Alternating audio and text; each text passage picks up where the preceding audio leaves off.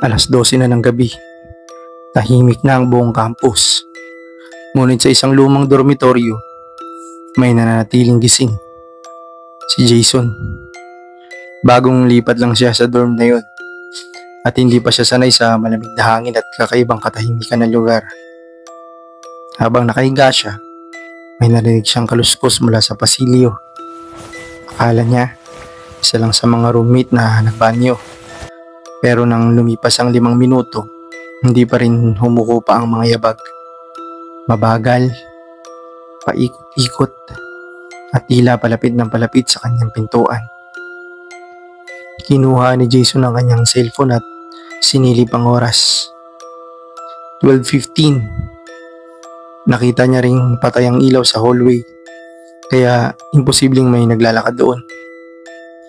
Bigla siyang nakarinig ng mahina ngunit malinaw na boses. Isang babae. Jason? Jason?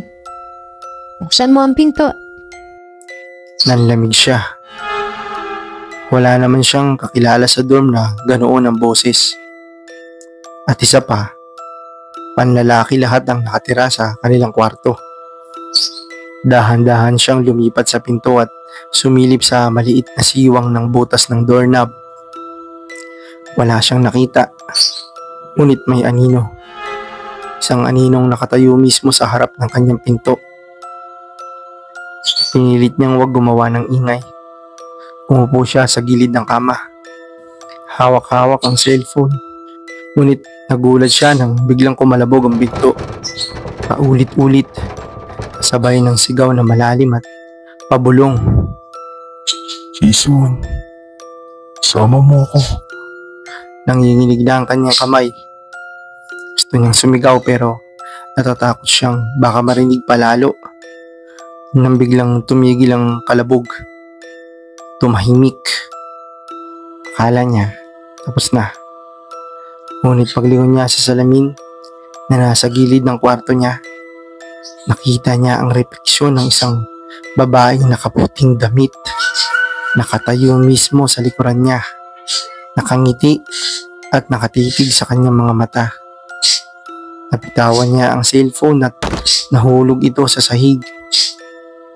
Pagyuko niya para pulutin ang cellphone na nahulog, nawala na ang babae sa salamin.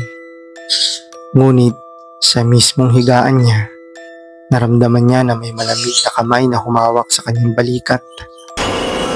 Napasigaw si Jason. At sa takot ay nawalan siya ng malay.